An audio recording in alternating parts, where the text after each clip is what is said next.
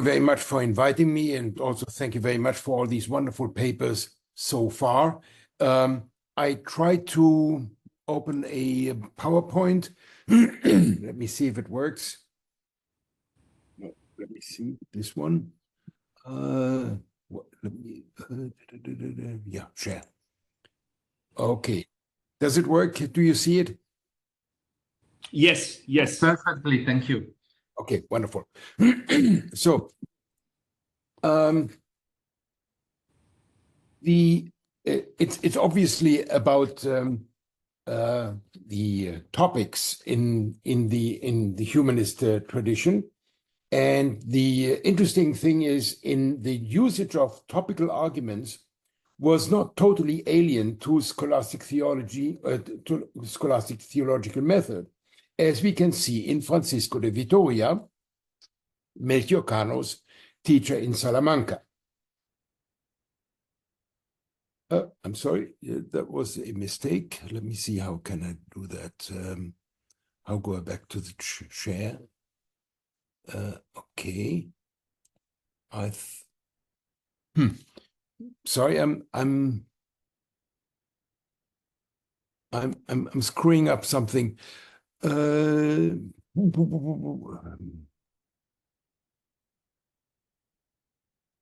Once again, share.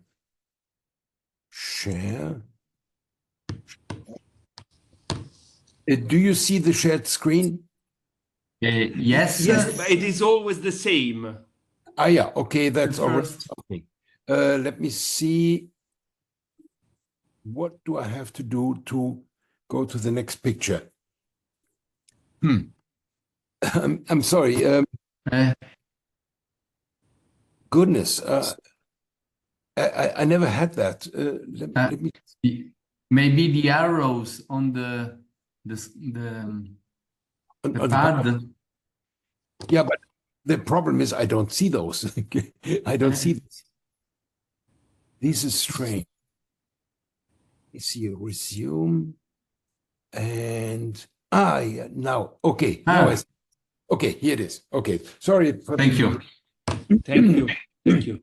Okay, so Vitoria opens his treatise on civil power with an apologetic note stating that the field of theology is so wide that no discussion or disputation and no locus is alien from it.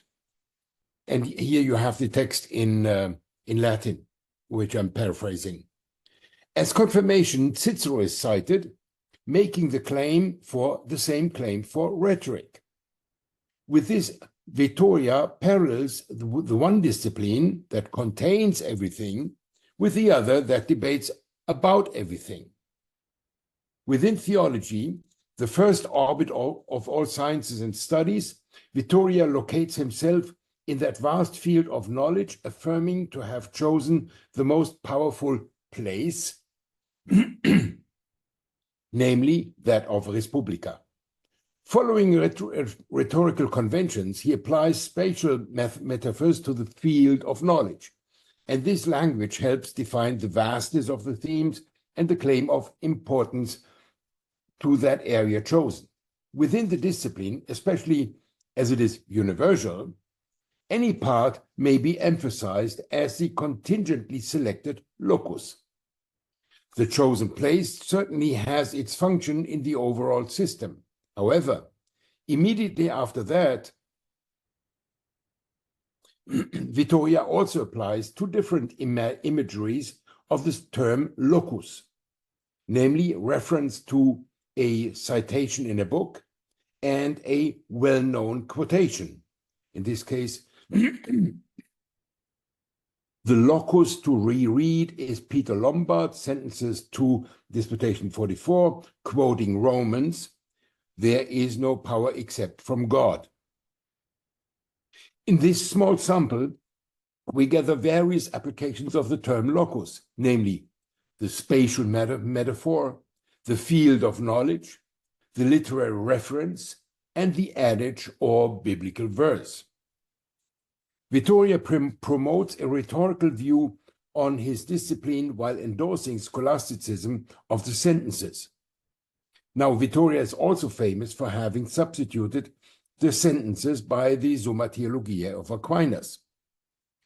What is of interest in our context is the fact that this was not any departure from doctrinal content of Peter Lombard's book, but a matter of arrangement of the lecture contents.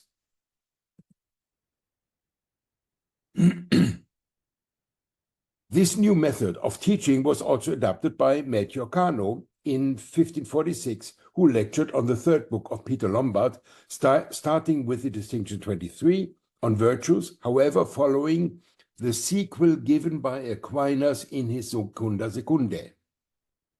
The vast field of late medieval scholasticism is seen as a spatial extension that is in need of identifiable points of orientation. One meaning of the term locus noted in Vittoria was that as of biblical adages frequently invoked without considering the original context, just like Proverbs. Erasmus of Rotterdam produced a huge collection of adages which contributed to the humanist culture of learned quotations or rhetorical topics. Let us briefly consider what Erasmus thought about loci communes. In his De Copia Verborum et Rerum, one meaning is that of a tool to elaborate on a given theme by adding more instances which are taken from loci available in stories, descriptions of places or persons, etc., and also from commonplaces, a locis communibus, that work like standard comparisons or analogies. The point is, those loci are by nature innumerable. Erasmus also explicitly includes common wisdom and adages in the commonplaces to be used in rhetoric. Precisely these adages are virtually innumerable, for in the large edition of them, the Adagia, starting in 1508, he gives his collection the title Hilias, Prima, Secunda, etc., which not only states the precise number of 1,000, but also as much as countless. Certain discourses both rely and depend on the plurality of resources that consequently deserve and need ordering discipline, the principles. A look into Philip Melanchthon's theory of commonplaces confirms that. In his Handbook of Rhetoric, he explains, the purpose of teaching rhetoric is to understand and appreciate oratorial texts, for this is required when dealing with religious controversies or legal negotiations. The emphasis is not on the essence of things, but on the method of acquiring and sharing knowledge, and that is also the nature of loci.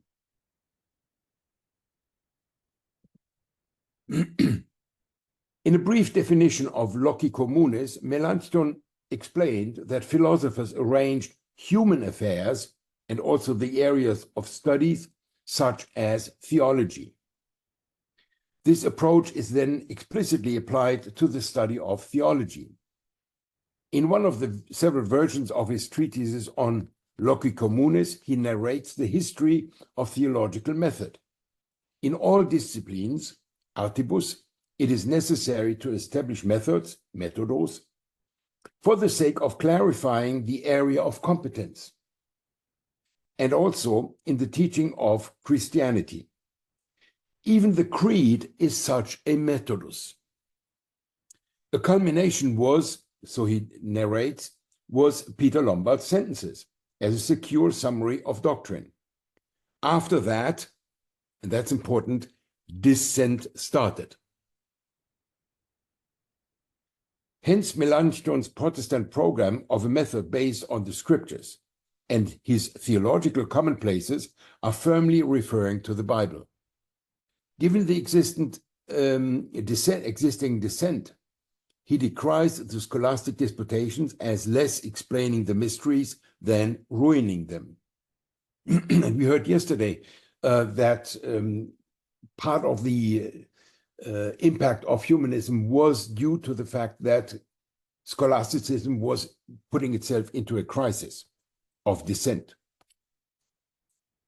For those familiar with scholastic methods, the message is that this new sort of topical arrangement of theological learning moves away from theoretical and propositional dogmatics by way of applying rhetorical method and scriptural foundation. Looking back at Vittoria's opening of his treatise on politics and the debates in Salamanca, the perceived problem is the same. Is there then any difference between secular learning and theological understanding? An answer we find in Melanchthon's Loci Theologici of 1543. Melanchthon now narrows the meaning of method from the general arrangement of learning to scientific proofs. In this sense, philosophy accumulates methods to demonstrate its proposition, whereas theology uses arrangement, ordo, only. The reformer implies that human philosophical knowledge is quasi-empirical and in and of itself disorderly. Hence, it is in need of a demonstrative method. At the same time, the only resource of Christian knowledge is the Bible. That knowledge, however, is in need of arrangements that help conveying the word of God. The father of humanist theory of rhetorical places was Agricola, who has been mentioned today before, who in his De Inventione Dialectica produces rules of logic that encourage the use of rhetoric not only for oratorical performances, but also as a model of scholarly argumentation. However, in his work, he is not focused on linguistics nor on logic, but on understanding. His prefatory first chapter of the Inventione Dialectica opens with the words, "Oration conveys thoughts of our mind for the sake of teaching something to the listener." Agricola adds one condition that changes the competence of the argumentation, namely the realm of themes. The multitude of potential objects is infinite again, and so is the number of properties and varieties. This calls into question the assumed coherence and alleged equality, but in all things there is also some similitude, as though it were their shared substance, their common origin, their shared effectiveness.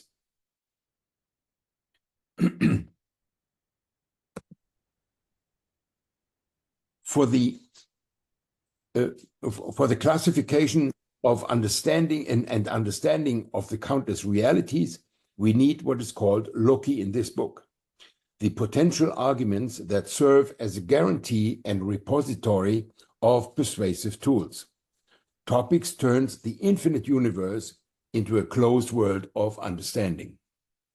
For the purpose of interpreting the usage of loci in theology, what we learned from Agricola's presentation is, first, the scientific application of sources to scholarly method, and second, the logical operations are based on the objective diversity and commonality between things known, and third, nevertheless, such distinctions are factually innumerable, hence the invention of correlations between things.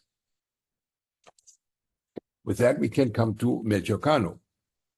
For an understanding of how this humanist method of topics shaped Melchor Cano's theology, let us start with Book 12 of his De Locis Theologicis. Yeah. Where there he explains how to use such loci in a scholastic disputation. That leads us right into the impact of humanism on scholastic theology. He opens with a memory of Francisco de Vitoria as his teacher in theology.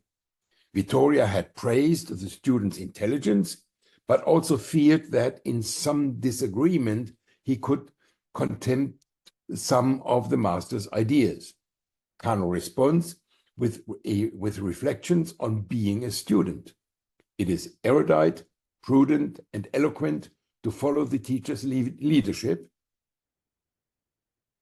If, however, modesty is expected, he hopes to dispel the teacher's concerns. A polite but determined statement of self-assurance.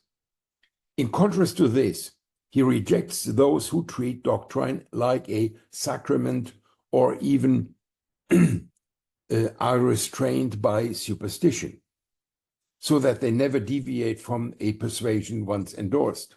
At this point follows twice the adage that marked philosophical eclecticism.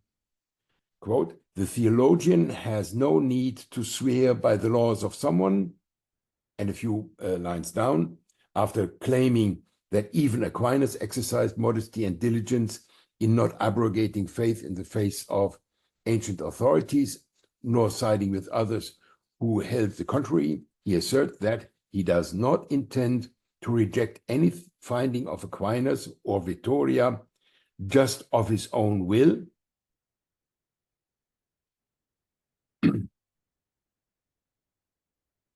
nor am I declined to swear by the words of the teacher.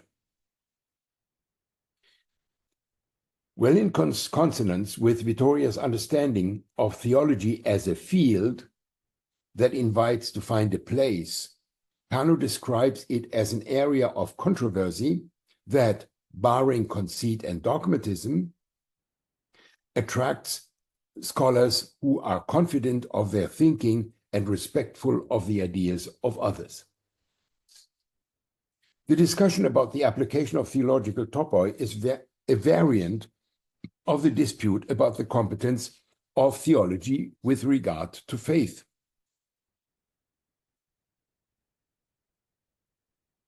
He says, faith and theology are related not otherwise than principles are related to science and conclusions. This is spelled out in many details, evidently countering the Reformation formulas sola fide and sola scriptura. He also condenses the problem to the distinction between theologia naturalis and supernaturalis, that is, metaphysics that investigates divine nature with human reason versus a study of God as given to humans through revelation. In a strategic move, Cano argues that even Thomas Aquinas applied the topical method.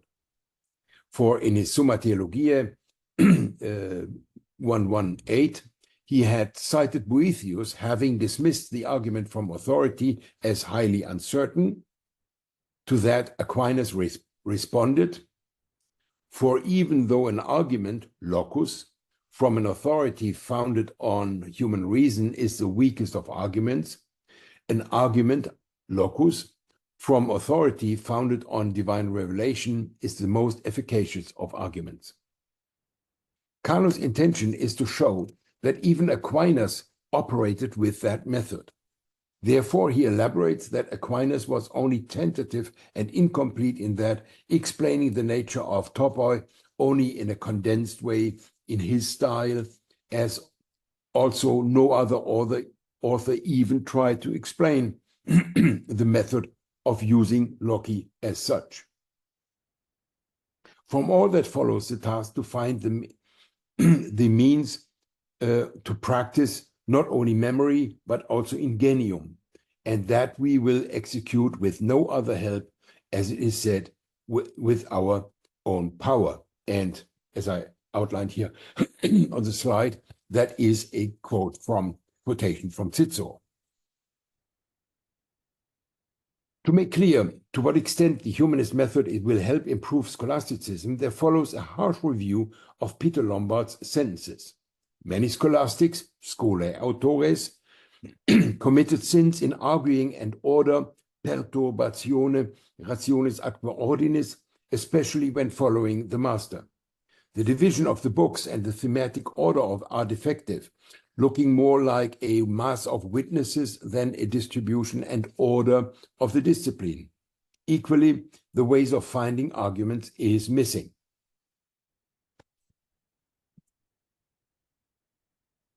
In his opening chapters, and we go now back to the beginning of the work, in his opening chapters, Cano establishes that every debate relies either on witnesses or on reasons.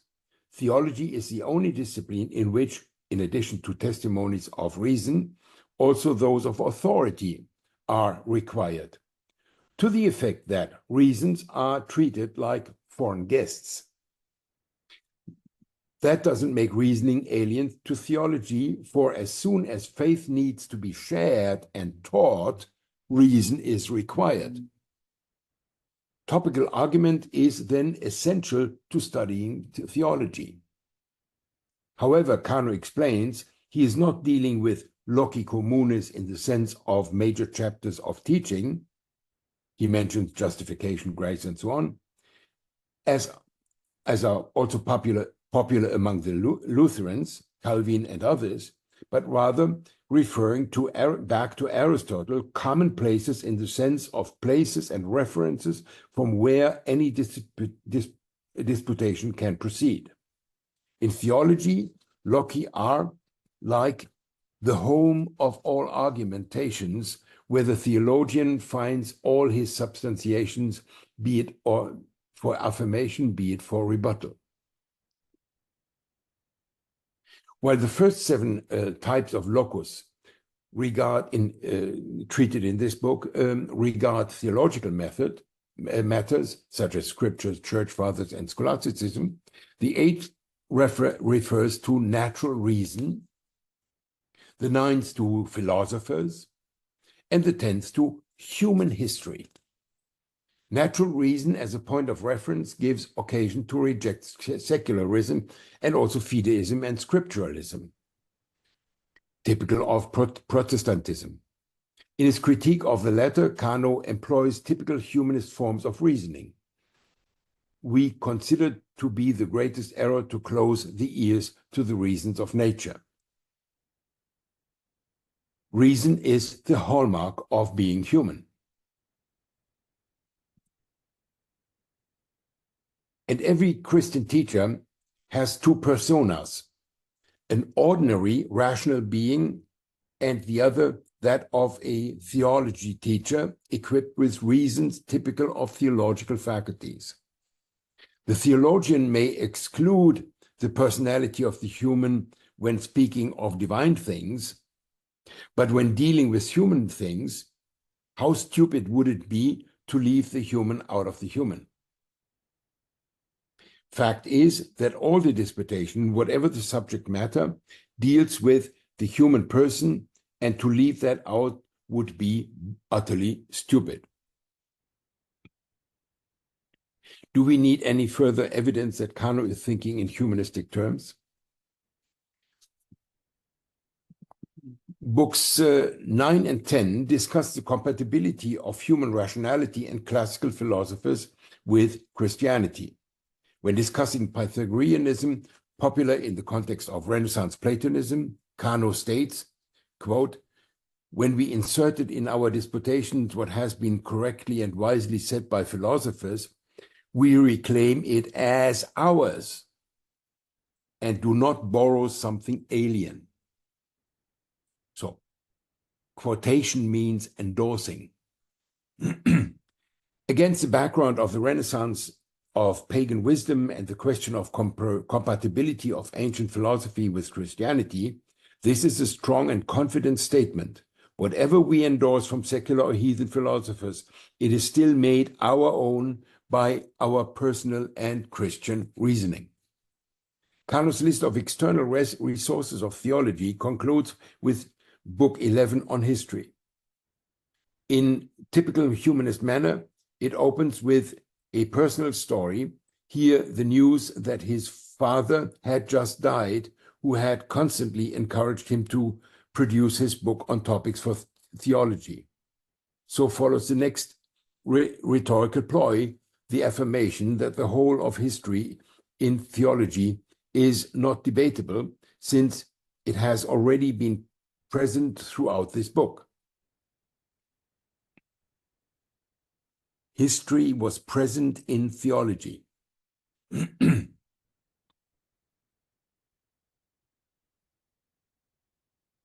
Before arguing systematically, Cano mentions a few cases when theologians went wrong due to ignorance of history. One interesting case is Juan Gines Sepúlveda's recommendation to find the barbarians in the New World. History is neither far away from divinity, nor is it past. History is what shaped theology, and therefore historical awareness and scrutiny improves theology. In chapter 4, Cano asserts that history is never as certain as sacred authors, but offers probable evidence. And whenever all reliable historians agree on the same thing, they provide solid arguments in theology, or as solid arguments as in theology. In chapter 5, the case of the donation of Constantine is discussed, where historical falsification has been accepted by the church and later been unmasked. In his response to Lorenzo Valla, who famously had disproved the document as a forgery, and his rebuttal is terse, Those who have at heart to detract the majesty and extent of the church may discuss that. It is not an argument against historical research if some historians have bad intentions. So he turns Valla's innovative research against him. With this way of argumentation, of which I only emphasized those that smack of humanism, did Cano actually improve scholasticism? Now, Igor Agostini just recently alerted me of Sante Mariale, and so I looked into it, and surprise, I found something. And this is the small evidence I have. This is a handbook of Thomistic theology of the early 17th century. And Xantes Mariales, when discussing the range of theology, explicitly includes a chapter on the loci of theology. And in that context, he approvingly cites Melchor Cano, stating theology debates about everything, however, from the high point of divine causation, and he defends that theology justifiably applies natural reasoning, again referring to Cano's Loci Theologici. And that is the story I wanted to tell you today.